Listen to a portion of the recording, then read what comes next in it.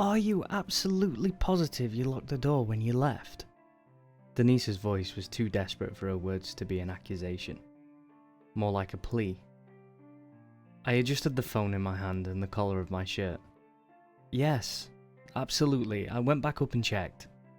The latter was a lie, but I was quite sure I'd locked the apartment when I left on Friday. No answer for a few long seconds. We think someone might have broken in. Her voice was rife with dread. The thought didn't fully register, and I was too surprised to speak. The line was quiet for a minute, then she spoke again. Gail and I, there were footprints. His stuff was messed up. Gail's, that is. We'll figure it out when I get there. Put simply, in the end, we didn't really. I got there about 2 hours later. It was a bit before 11 in the evening. Gail and Denise looked alright, though a bit tired. The worry over what happened had somewhat dissipated by then, but they were still quieter than usual. I briefly tried to lift the mood, unsuccessfully. Nothing seemed to come of the whole thing in the following days. We hadn't found anything missing, and no other concrete evidence of an actual break-in. One might think we'd live in fear after that, but without a constant reminder, we didn't get the chance to really commit the whole ordeal to memory. Sure, I was even more careful about locking the door whenever I left, but that was mostly to ensure neither of them would be given reason to doubt me. The thing finally up and vanished from our minds when Gail collapsed one day while cooking himself some lunch. Hearing a loud crash, I dashed to the kitchen and found him lying on the floor. Rushing to Gail's side took me 2, maybe 3 seconds, but my mind still seemed to have time to tumble through half a dozen thoughts. I'd never seen a person collapse like this before, and though I'd been taught what to do in these situations, I didn't feel in control. Not by a long shot. It was my own voice shouting Gail's name, which blew back the fog machine's work on my mind. Gail! I sounded calmer than I'd anticipated. Gail, what's wrong? I was about to gently smack his face when he blinked and looked at me. Did I collapse? He asked. I nod. Are you okay, man? You scared the shit out of me. I don't know. I don't feel anything weird or anything. He rechecked his explanation by pondering for a short while, considering whether or not he really is okay. I offered him my hand and picked him up. I was relieved to see he could still stand. It took him a good long second to start laughing. Gail had a weird, and what I think is kind of childish, tendency to find serious stuff that somehow ended alright funny. His unwavering optimism would come sometimes dangerously close to naivety, but in the moment, it was infectious. I laughed nervously. Man, the exams aren't even starting and you're already passing out on me. Then I added, the weight of the concern dropping from my voice about half an octave. You really should head back to bed and kick back. I was preaching to the choir though. He was already in his half of our room, climbing into bed. He chuckled slightly and said yes, apparently feeling the need to belay my fears. His success was limited. He'd forgotten to stop the water, which ran through the leaves of a head of lettuce. I closed the tap and stared at the few brown roots, stretched like veins, reaching for the sinkhole. I started to worry about Gail. People don't just collapse, right? This question was the seed, and growing from it was a stem of possible reasons. Gail had just returned from a trip to Africa, where he'd spent a whole month working part-time at a laboratory. He got the relevant shots before going down there, but what if it was something else? A couple of years ago in high school, we were privy to a slideshow of downright nightmarish afflictions one could pick up in Africa. I remember one called river blindness most vividly. a parasitic worm that lives, feeds and breeds in your eyes. Apart from that wonderful nugget, my knowledge of diseases indigenous to Africa was very limited. My ignorance was anything but bliss. Rather, it was simply negative space to fill with terrifying possibilities. Gale woke up a couple of hours later with eyes as glassy as marbles. He was sick. I brought him a glass of water and pelted him with questions about what could have caused it. He didn't mind me asking, but he didn't seem to have any idea about the origin of his sudden illness either. On Friday, I decided to stay with him over the weekend to make sure he's alright. We usually went back home at the end of the week, since it was a 2-hour drive home. That was the day his fever peaked. "Man, I could feed you brownie batter and it'd cook by the time it got to your stomach," was my answer when he announced his temperature. That night, I stayed up late doing homework, when Gale decided it was time to scare my very soul straight out of me by talking in his sleep. He did that sometimes, and it's usually most akin to listening to Gale's side of a telephone conversation with his mother. Without exception, I'd forgotten everything he'd ever said in his sleep up to that point. After endangering the cleanliness of my underwear, he took a pause, drawing air slowly and calmly again. I chuckled to myself and rolled my eyes slightly. He and Denise would surely find the story hilarious in the morning. Then he spoke up again. The pitch of his voice was higher and he mumbled quickly. He sounded like he was resisting something. Hearing it made me uneasy. It was like watching a typical bullying scene from a movie, the sound lagging behind or staying just ahead of the picture. In that tender state of mind which seems to result from staying awake past one's bedtime, I felt disturbed. To my utter relief, his fever fell a bit by the following day. This was reason enough for me to convince him to let me take him to the doctor. Our best bet was the hospital, but neither of us had a car, so we had to take the bus.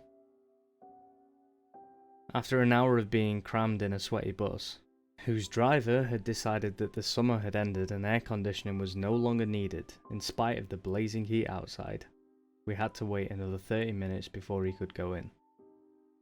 The trip back was even less fun, especially because of the dissatisfying "it's probably nothing" Gale had gotten as his diagnosis. His fever was back, eyes bloodshot and glossy, and he even had to lean on me for support as we returned home. I felt tired walking back from the station. That was the first time I saw a certain white van parked outside of our apartment block.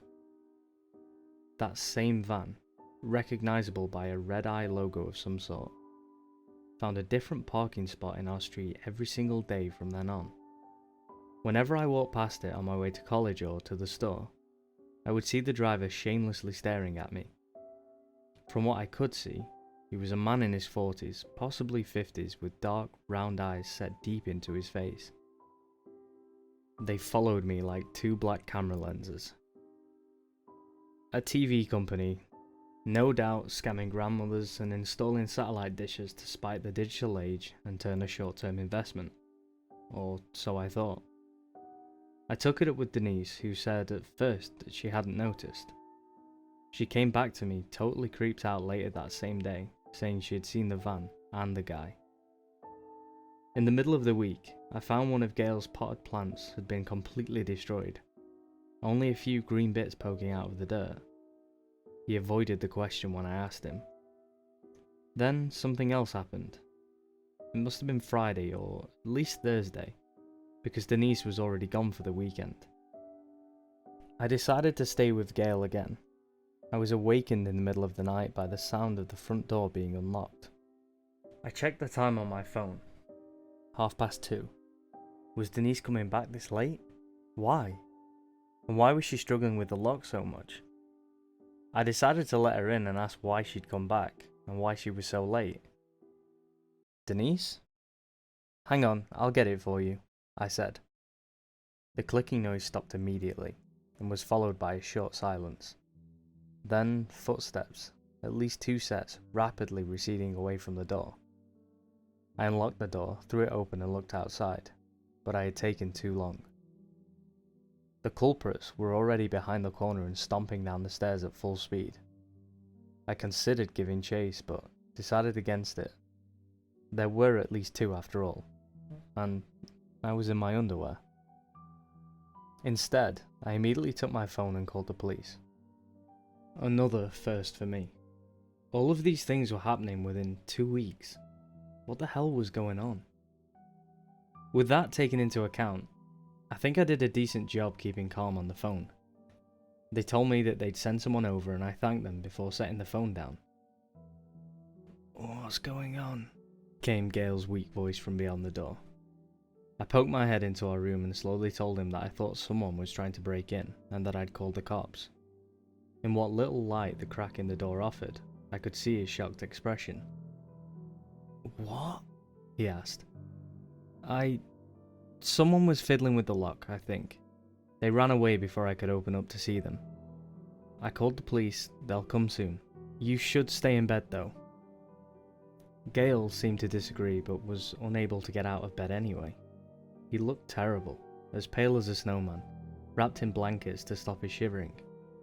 He was sweating like a snowman too, by the looks of it. Hair clung to his forehead in wet ribbons, and I could even see the occasional sparkle of droplets of perspiration on his face. The police took about 30 minutes, all of which I spent pacing between the hallway and the kitchen, checking the entrance and the window.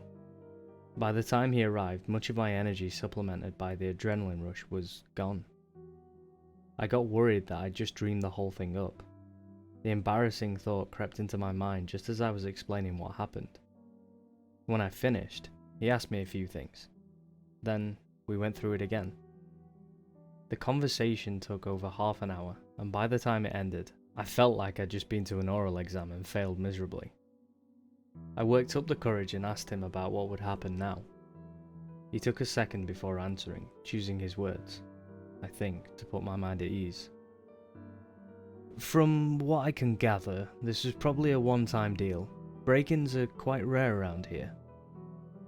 He seemed to cut away a bit of the formality at that point, and I remember appreciating it greatly. "Look, most of the times we get called in for attempted burglaries, we're not called again. What I mean is, someone who got caught in the act is really unlikely to do it at the same spot," he said. This managed to calm me down. I thanked the officer kindly, and he told me not to hesitate to call again. A day of being a zombie awaited me, so I quickly checked on Gail before hitting the hay. After that, we only got 3 or so full nights of sleep, and even there, I should speak for myself because my roommate was still very ill. I cooked him a few meals, but he mostly got by on salt sticks. His appetite was abysmal. As if that wasn't enough, I found another one of his plants had been vandalized and a piece of leaf was missing from a third. Denise returned on Sunday. That night, I was awakened by the sound of Gail coughing and choking on something. I jumped up and immediately ran to him, slapping on the light, asking what was wrong. He was holding his throat and thrashing around in bed. He freed himself from the blanket and fell to the floor. "Gail, shit, what's going on?" No answer, and the coughing noises stopped. I pulled him up by the waist using both of my arms. He doesn't resist, but he's not helping either. I managed to get him to stand bent over. I hit him on the back 5 times. Nothing. "Denise, help!" I cried at the top of my lungs. I started with the abdominal thrust. There was a small noise in his throat each time I pushed. Denise came rushing into the room. "Oh my god," she cried, but I cut her off. "Call 911, he's choking." Denise stood there in a daze for a second, hand over her mouth. She stared at Gail, hanging limply from my arms. "Now, Denise!" I shouted again, shocking her out of her trance. Denise scurried to her room and I could hear her talking on the phone. Gail started to shake and convulse, freeing himself from my grip and falling to the floor. The floor stayed still, but the walls spun around a little when I saw Gail, lying on the floor on his side. A vine hung out of his mouth. Wet leaves covered with vomit were piled next to his face, the sour-smelling liquid pooling out from underneath him. Darkness advanced from the corners of my vision, threatening to make me faint any second. I bent down to Gale, my chin stuck to my chest, looking up at him sideways. Strong nausea gripped my stomach and the back of my tongue. I pulled on the vine, but it was slippery, forcing me to spool it around my hand to get a better grip. I pulled on it again, moving it a good 10 centimeters. Gale gagged and more thick fluid came out of his mouth. There were undigested bits of leaves, not attached to the vine too. I gripped my teeth harder, wondering how much longer I could do this for. That's when the paramedics stormed in. Denise led them into the room, and they shoved me out of the way. I immediately ran to the toilet and emptied my stomach. I then got up, washed my hands and my face thoroughly, feeling incredibly lightheaded. Gale was already on the stretcher, and the men were carrying him outside. A weird thought occurred to me then. In my dizziness, one of the paramedics seemed familiar for some reason, but I couldn't pinpoint it exactly. I thought I almost had it, but couldn't remember at all. 10 minutes later, a loud siren announced an ambulance pulling into the street. Every blare it made sent a chill down my spine. I dashed to the window. The ambulance stopped in the middle of the road and 2 people jumped out of the back. I watched in horror as the figures went through the entrance of our apartment block. The paramedic I'd recognized carrying Gale away earlier was the one from the van that had been watching us. Denise held a confused conversation with the real paramedics while I dialed the police, sitting on the floor under the window. Denise and I spent the rest of the night at the police station, sleeping on the waiting chairs after answering God knows how many questions. There's been no news of Gale's whereabouts since. Denise and I were told to move out of the apartment, and neither of us complained one bit. Things have gone quiet. It's been a year. It seems like a terrible dream looking at it now. The only thing maintaining my faith is the fact that Denise saw it too. I know because I don't know how many times I've asked her, out of fear of what might happen. I've kept quiet about this up to this point, and while I'd like to say I've finally overcome this fear, that'd be a lie. In fact, fear is the main reason why I'm writing this. You have to understand. There's been a white van with a red eye parked outside of my place for the past 3 days.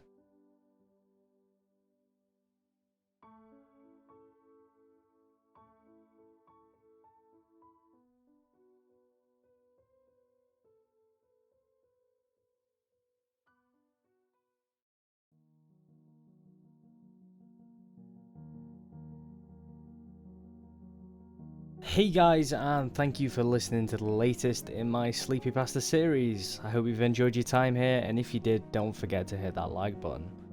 Don't be afraid to check out my other creepypastas, and if you really like them, do me a favour and hit that subscribe button. Check out the description where you'll find a link to the story, the image, and the music I've used. You'll also find the Discord and Facebook links, where you can talk to me, and also discuss the creepy side of things with other like-minded people. Enough of me rambling anyway. Stay safe and take care.